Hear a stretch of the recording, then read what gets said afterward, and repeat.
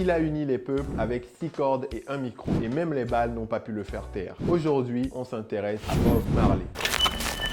Né le 6 février 1945 dans un petit village de Jamaïque, Robert Nesta Marley voit le jour entre deux mondes. Sa mère est noire et son père, absent, est un officier britannique blanc. Dans une société marquée par le racisme et les inégalités, il grandit à la marge. Mais c'est dans cette marginalité qu'il va forger sa voix, une voix qui bientôt parlera au monde entier.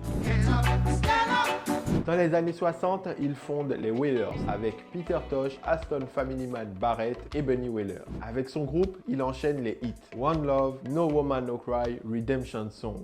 Son message dépasse les frontières et fait de lui une icône mondiale. En 1976, alors que la Jamaïque est au bord de la guerre civile, Bob Marley est la cible d'une tentative d'assassinat. Blessé, il survit et décide de s'exiler à Londres. C'est loin de sa terre natale qu'il compose un album légendaire, Exodus.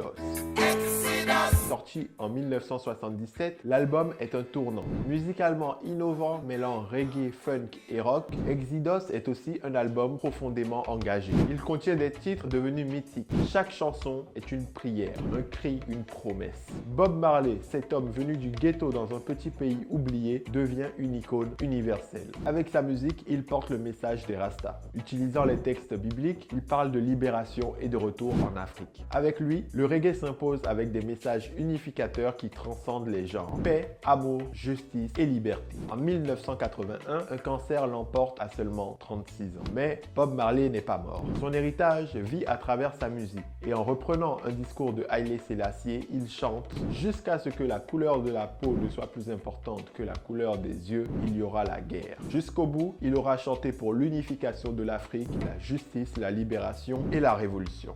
Mais tout ça, ce n'est qu'un résumé de l'histoire. Si tu veux en savoir plus, tu peux t'abonner à notre compte ou nous suivre sur notre site association-icom.com où tu trouveras une fiche détaillée des personnages historiques noirs qui ont marqué l'histoire. Et pour nous soutenir, tu peux nous faire un don ou porter fièrement un de nos t-shirts ou de nos patchs à l'effigie de ton personnage historique préféré. ICOM, c'est une association Made in Africa for Africa pour lutter contre l'ignorance.